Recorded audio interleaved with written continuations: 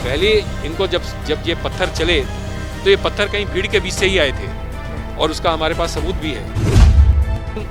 इन्होंने ये इल्ज़ाम लगाया पुलिस वालों पे कि पुलिस वालों ने पत्थर चलाए, जबकि आप देख रहे हैं आपके सामने है गाड़ियाँ भी हैं और जिन पे अटैक हुआ तलवारों से, जो गाड़ियों के अंदर बैठे थे, वो भी आपको ये बताएंगे कि किस तरह से इन्होंने बुरी तरह से पुलिस वालों को अटैक किया है। जब हम बातचीत कर रहे थे, उनको समझाने की कोशिश कर रहे थे, उस जत्थे में घोड़े भी थे, कुछ हमने निहंगों के दल भी देखे उसमें, जिनके पास भी हथियारें थीं, और उन्होंने सीधा आकर के उन तलवारों से हमारे पुलिस वालों को अटैक किया। कुछ पुलिस वाले गिर गए ज़मीन पे, उनको बहुत गंभीर चोटें आई हैं, उनको अस्पताल में दाखिल कराना पड़ा।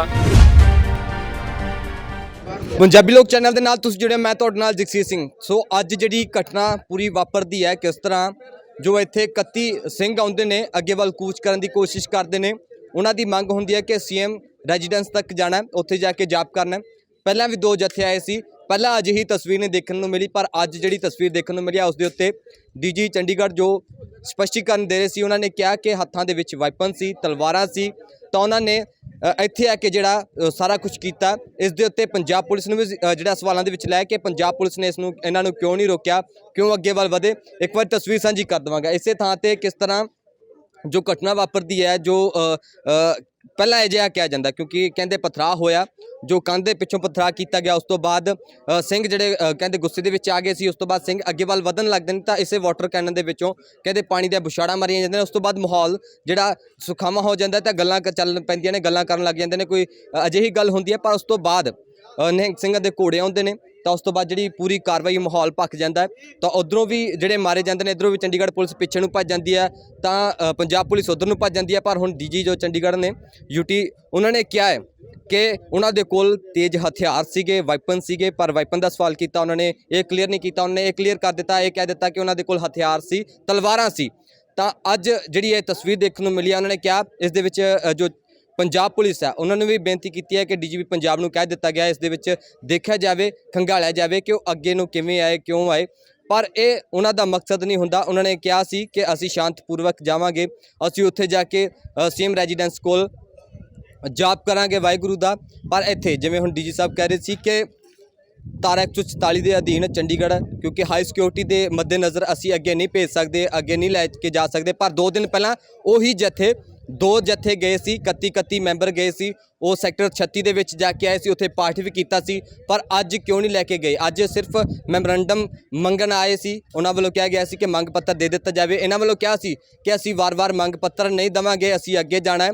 ਤਾਂ ਕਿਉਂਕਿ ਅੱਜ ਸਵਾਲ ਇਸ ਕਰਕੇ ਪੈਦਾ ਹੋਏ ਨੇ ਕਿਉਂਕਿ 2 ਦਿਨ ਪਹਿਲਾਂ ਲੈ ਕੇ ਗਏ। ਪਹਿਲੇ ਦਿਨ ਜਿਹੜਾ ਜਥਾ ਜਾਂਦਾ ਉਸ ਦੀ ਅਗਵਾਈ ਜਿਹੜੇ ਨੇ ਬਲਵਿੰਦਰ ਸਿੰਘ ਕਰਦੇ ਨੇ, ਉਹਨਾਂ ਨੂੰ ਅੱਗੇ ਲੈ ਕੇ ਜਾਂਦੇ ਨੇ, ਉਹਨਾਂ ਨੂੰ ਵੈਨ ਦੇ ਵਿੱਚ ਬਿਠਾਇਆ ਜਾਂਦਾ, ਸੈਕਟਰ 36 ਦੇ ਥਾਣੇ ਵਿੱਚ ਲੈ ਕੇ ਜਾਂਦੇ ਨੇ, ਜੋ ਕਿ ਉੱਥੇ SHO ਭੁੱਲਰ ਨੇ, ਉਹ ਉਹਨਾਂ ਦੀ ਅਗਵਾਈ ਕਰਦੇ ਨੇ, ਦੇਖਦੇ ਨੇ। ਉਸ ਤੋਂ ਬਾਅਦ ਸ਼ਾਮ ਨੂੰ ਵਾਪਸ ਭੇਜ ਦਿੰਦੇ ਨੇ। ਅੱਜ ਫਿਰ ਜੋ ਕਿ ਇਹ ਜੱਥਾ ਪਹੁੰਚਿਆ, ਇਹਨਾਂ ਨੂੰ ਅੱਜ ਸਵਾਲਾਂ ਦੇ ਵਿੱਚ ਖੜਾ ਕੀਤਾ ਗਿਆ। ਇਹਨਾਂ ਨੂੰ ਕਿਹਾ ਗਿਆ ਕਿ ਮੰਗ ਪੱਤਰ ਦਿੱਤਾ ਜਾਵੇ, ਤੁਹਾਨੂੰ ਅਸੀਂ ਅੱਗੇ ਨਹੀਂ ਜਾਣ ਦੇਵਾਂਗੇ। ਤਾਂ ਇੱਥੋਂ ਜਿਹੜਾ ਉਹਦਾ ਦਾ ਰੋਸ ਵੱਧ ਗਿਆ ਕਿ ਸਾਨੂੰ ਅੰਦਰ ਕਿਉਂ ਨਹੀਂ ਜਾਣ ਦਿੱਤਾ। ਉਹਨਾਂ ਦਾ ਇੱਕੋ ਇਹ ਸਵਾਲ ਹੁੰਦਾ ਹੈ ਕਿ ਕਿਉਂ ਅਜਿਹਾ ਕੀਤਾ ਜਾ ਰਿਹਾ? ਅਸੀਂ ਆਪਣੇ ਮੁੱਖ ਮੰਤਰੀ ਕੋਲ ਜਾ ਰਹੇ ਹਾਂ, ਸਾਨੂੰ ਅਸੀਂ ਉਹਨਾਂ ਨਾਲ ਮਿਲਣ ਦਿਓ। ਪਰ ਇੱਥੇ ਜਿਹੜੇ ਅੱਜ ਮਾਹੌਲ ਰਿਹਾ ਉਹਨੂੰ ਬਰੀਕੀ ਦੇ ਨਾਲ ਜਾਂਚ ਕੀਤੀ ਜਾਏਗੀ, ਦੇਖਿਆ ਜਾਏਗਾ। ਪਰ ਜੋ ਅੱਜ ਗੱਡੀਆਂ ਚੰਡੀਗੜ੍ਹ ਪੁਲਿਸ ਦੀਆਂ ਟੁੱਟੀਆਂ ਨੇ, ਕਿਸ ਤਰ੍ਹਾਂ ਗੱਡੀਆਂ ਤੋੜੀਆਂ ਗਈਆਂ ਨੇ, ਕਾਨੂੰਨ ਨੂੰ ਵੀ ਹੱਥ 'ਚ ਲੈਤਾ ਗਿਆ, ਜਾਂ ਇਹ ਸਾਰੀਆਂ ਚੀਜ਼ਾਂ ਜਾਂਚ ਦਾ ਵਿਸ਼ਾ ਹੈ। ਜਾਂਚ ਤੋਂ ਬਾਅਦ ਕੀ ਕੁਝ ਸਾਹਮਣੇ ਆਉਂਦਾ, ਜਿਵੇਂ ਡੀਜੀ ਦੱਸ ਰਹੇ ਸੀ ਕਿ ਪੰਜਾਬ ਪੁਲਿਸ ਨੂੰ ਸਵਾਲ ਕੀਤੇ ਜਾਣਗੇ, ਡੀਜੀਪੀ ਪੰਜਾਬ ਨੂੰ ਕਹਿ ਦਿੱਤਾ ਗਿਆ ਇਸ ਨੂੰ ਬਰੀਕੀ ਦੇ ਨਾਲ ਦੇਖਿਆ ਜਾਵੇ। ਪਰ ਇਹ ਤਸਵੀਰ ਜਿਹੜੀ ਹੈ ਕੁਝ ਕੁ ਦਿਨਾਂ ਤੱਕ ਕਲੀਅਰ ਹੋਏਗੀ ਕਿ ਕਿਹਨਾਂ ਵੱਲੋਂ ਇਹ ਸਾਰਾ ਕੀਤਾ ਗਿਆ ਸੀ, ਕਿਹਨਾਂ ਦਾ ਆਰਡਰ ਸੀ ਕਿ ਬੁਛਾੜਾਂ ਮਾਰ ਦਿੱਤੀਆਂ ਜਾਣ, ਕਿਹਨਾਂ ਦਾ ਆਰਡਰ ਸੀ ਜਾਂ ਪੱਥਰ ਕਿੱਧਰੋਂ ਆਏ ਸੀ। ਇਹ ਸਾਰਾ ਦੇਖਣ ਦਾ ਵਿਸ਼ਾ ਹੋਏਗਾ। ਇਹ ਸਾਰੀਆਂ ਤੁਹਾਡੇ ਨਾਲ ਤਸਵੀਰਾਂ ਸਾਂਝੀਆਂ ਕਰਾਂਗੇ ਕਿਸ ਤਰ੍ਹਾਂ ਇਹ ਸਾਰੀ ਚੀਜ਼ ਹੋਈ ਸੀ। ਹੁਣ ਸੁਣਦੇ ਹਾਂ ਡੀਜੀ ਜੋ ਚੰਡੀਗੜ੍ਹ ਨੇ ਉਹ ਕੀ ਕਹਿੰਦੇ ਨੇ ਇਸ ਬਾਰੇ। हुआ क्या था ਕਿੱਦਾਂ ਦੇਖਦੇ ਹੋ ਸਰ ਅੱਜ ਪੂਰਾ ਜਿਹੜਾ ਘਟਨਾਕ੍ਰਮ ਵਾਪਰਿਆ, ਪੂਰਾ ਜਿਹੜਾ ਬੈਰੀਕੇਡਿੰਗ ਤੋੜੀ ਗਈ ਹੈ, ਕਾਰਵਾਈ ਦੋਨੋਂ ਪਾਸੇ ਹੋਈ ਹੈ? ਸਰ हिंदी में बोलना। हिंदी में। आपको जैसा मालूम है कि 7/1/2023 से कौमी इंसाफ मोर्चा ने पंजाब चंडीगढ़ बॉर्डर पे, मोहाली चंडीगढ़ बॉर्डर पे अपना पक्का मोर्चा लगा रखा है जी। मटोर बैरियर पे इनका पूरा पक्का मोर्चा लगा हुआ है। यहाँ करीब 250 से 300 आदमी रोज़ बैठते हैं और इनकी सपोर्ट में कई ऑर्गेनाइजेशंस रोज़ आती हैं जो अलग अलग संख्याओं में आती हैं। 3 दिन पहले इन्होंने एक घोषणा की कि ये सीएम रेजिडेंस जाना चाहते हैं प्रोटेस्ट करने के लिए, और अगर इनको रोका गया तो ये अपनी गिरफ्तारी देंगे। डिटेंशन देंगे। और इनके प्रोग्राम के मुताबिक इनको हम लोगों ने ये बता दिया कि चंडीगढ़ में 144 धारा लगी हुई है, 5 से ज़्यादा आदमी अलाउड नहीं है। सीएम रेजिडेंस जो है हाई सिक्योरिटी जोन में आता है, इसलिए हम वहाँ पे किसी तरह के प्रोटेस्ट को हम अलाउ नहीं कर सकते और हमारी तरफ से किसी भी प्रोटेस्ट की इजाज़त चंडीगढ़ में नहीं है। इसके बावजूद आज जैसा आप सबको मालूम है करीब 12-1 बजे के आसपास इनके 1000 आदमी हमारे बैरिकेड पे आए, यहाँ 51-52 जो रोड सेक्टर है उसके बॉर्डर पे, और यहाँ पे इन्होंने हमारे बैरिकेड पे हमारे जो पुलिस वाले तैनात थे उनके साथ थोड़ी देर तो इन्होंने बातचीत की, लेकिन उसके बाद अचानक ये एकदम उग्र हो गए और इन्होंने हमारे बैरिकेड को तोड़ के जंप करके इधर आने की कोशिश की। पुलिस की तरफ से इनको समझाया गया, इनको चेतावनी भी दी गई और इनको फिर से दोहराया गया, बताया गया कि इस तरह की नहीं है। लेकिन आज जो क्राउड था इनके साथ, उनमें कईयों के पास हथियार थे, डंडे थे, तलवारें थीं और भी डेंजरस वेपन ये साथ में कैरी कर रहे थे। तो जब पुलिस वालों ने रोका तो अचानक से इन्होंने हमारे पुलिस वाले जो इस बैरिकेड पे तैनात थे उन पे इन्होंने अटैक किया, जिसमें कि कई पुलिस वालों को चोटें आईं। उसके बाद इन्होंने बैरिकेड को तोड़ा है, हमने हल्का पानी चलाया, आप सबने देखा, पानी के द्वारा हमने कोशिश की इनको रोकने की, लेकिन पीछे से एक और जत्था आया। जब हम बातचीत कर रहे थे, उनको समझाने की कोशिश कर रहे थे, उस जत्थे में घोड़े भी थे, कुछ हमने निहंगों के दल भी देखे उसमें जिनके पास भी हथियारें थीं, और उन्होंने सीधा आकर के उन तलवारों से हमारे पुलिस वालों को अटैक किया। कुछ पुलिस वाले गिर गए ज़मीन पे, उनको बहुत गंभीर चोटें आई हैं, उनको अस्पताल में दाखिल कराना पड़ा। साथ हमारे आरएएफ के जवान घायल हैं और कई पुलिस वाले भी घायल हैं। मुझे लगता है 25-30 जवान, उनको काफ़ी सीरियस चोटें आई हैं, सिर पे भी चोटें आई हैं और गंभीर हथियारों से, मतलब डेंजरस वेपन से इनके ऊपर अटैक हुआ है।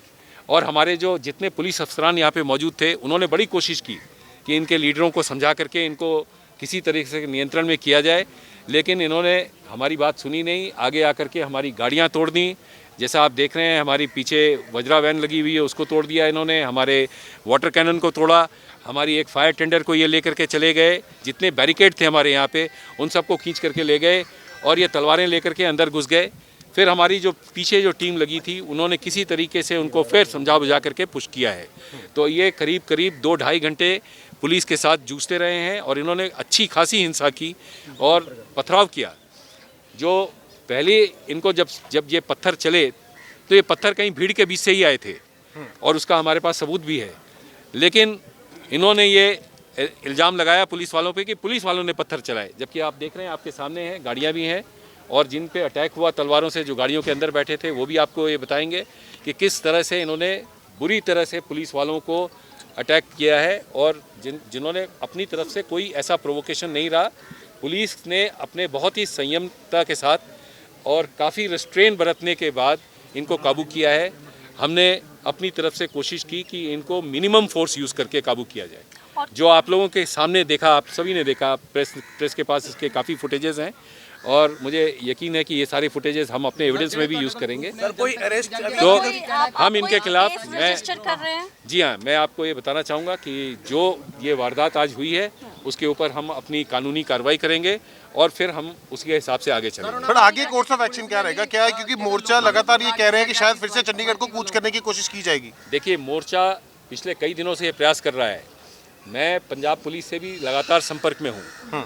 आज भी पंजाब पुलिस को हम बराबर इस बात की इतला दे रहे थे कि ये इस तरह की हरकत कर सकते हैं, लेकिन आज अनफॉर्चुनेटली जब ये यहाँ पहुँचे हैं तो ऐसा लगा नहीं कि इनको रास्ते में किसी ने रोका और ये यहाँ तक अपने आप बगैर रुके चले पहुँच आए। और उस वक्त हमारी पुलिस फोर्स जो थी वही सामने थी और हमने अपनी पूरी कोशिश की है। तो मैंने पंजाब पुलिस के डीजीपी साहब से भी रिक्वेस्ट की है, पंजाब सरकार से भी रिक्वेस्ट की है कि इस बात को ध्यान में रखते हुए, चूँकि इनकी ज़्यादातर मांगें आज पंजाब के साथ थी और आज एक मीटिंग भी हो रही थी, पंजाब के एक मंत्री के अंदर में इनकी एक मीटिंग भी हो रही थी, उस मीटिंग के दौरान ये हिंसा हुई है। तो ये जो क्राउड है ये बिल्कुल ही लीडरलेस टाइप का क्राउड था जो आज आया था, किसी के कंट्रोल में नहीं था और इसमें काफ़ी हुड़दंगबाज लोग भी थे जो बेसिकली हुड़दंग करके थोड़ा उत्पात करके मचाना चाहते थे और आसपास के जितने भी रेजिडेंट्स हैं उन्होंने भी देखा है, कई दिनों से वो भी परेशान हैं। कई लोग ये शिकायत कर रहे हैं कि उनको किसी न किसी तरह की परेशानी होती है, आने जाने में परेशानी होती है, लेकिन ये किसी तरह की बात को सुनने के लिए तैयार नहीं है। तो अब मैं अपील करूंगा इस कौमी इंसाफ मोर्चे के जितने भी लीडर्स हैं कि एक तो ये अपने इसको शांतिपूर्ण सौहार्दपूर्ण तरीके से वातावरण से अगर आगे बढ़ें तो इसी में सबकी भलाई है। दूसरा ये कि अपने लोगों को कंट्रोल भी करना सीखें, क्योंकि जिस तरह का प्रॉमिस उन्होंने पुलिस के साथ किया था वैसा बर्ताव आज उन्होंने किया नहीं। सर क्या कोऑर्डिनेशन पंजाब पुलिस के साथ रह रही है, क्योंकि आज आप कह रहे हैं कि आपके साथ रेगुलर बातचीत हो रही है? पंजाब पुलिस से मैं लगातार संपर्क में हूँ। पंजाब पुलिस भी हमें एश्योर कर रही है कि वो अपनी तरफ से कार्रवाई करेंगे, लेकिन आज जो हुआ वो उसने सबको सरप्राइज से लिया, हमें भी सरप्राइज से लिया। और आप देख रहे हैं कि ये पंजाब के इलाके में ही हुआ है, जो हमने अपने बॉर्डर पे इनको रोकने की कोशिश की थी। तो ये यहाँ तक कैसे पहुँचे और इतने हथियारों के साथ कैसे आए, ये एक सोचने का विषय है। इसके ऊपर उनको भी विचार करना चाहिए। तो सर इसका फिर हम जिम्मेवार किसको माने, क्योंकि कहीं ना कहीं तो अगर आप नहीं, अभी मैं कोई जिम्मेवारी की बात नहीं करूंगा। अभी मैं सिर्फ आपको ये बताना चाहता हूँ कि आज जो हुआ उसके लिए कौमी इंसाफ मोर्चा ही पूरी तरह से जिम्मेदार है, क्योंकि उन्होंने इस तरह का एश्योरेंस पंजाब को भी दिया था, हमें भी दिया था। ਤੁਸੀਂ ਵਾਈਪਨ ਦੀ ਗੱਲ ਕਹੀ ਹੈ, ਕੋਈ ਵੀਡੀਓ ਜਾਰੀ ਕਰੋਗੇ ਕਿੰਨਾ ਕੋਲ ਵਾਈਪਨ ਸੀ, कौन थी वो? सब तरह के वेपन्स हैं इसमें, बड़ी बड़ी तलवारें हैं, घोड़े लेकर के आए हैं, लाठी उनके हाथ में थी और सब तरह के डेंजरस वेपन थे, लोहे के रॉड थे इनके पास, जिससे इन्होंने अटैक किया है। FIR भी होगी इसमें और उन सबके खिलाफ होगी जो आज इसमें शामिल थे। बाकी हमारे पास काफ़ी वीडियो फुटेजेस हैं और बहुत सारे एविडेंस हैं, आप देख रहे हैं। गाड़ियाँ तोड़ी गई हैं, इनके बिल्कुल पहचान की जाएगी और उनके खिलाफ कानूनी कार्रवाई की जाएगी। ठीक है सर, बहुत बहुत धन्यवाद।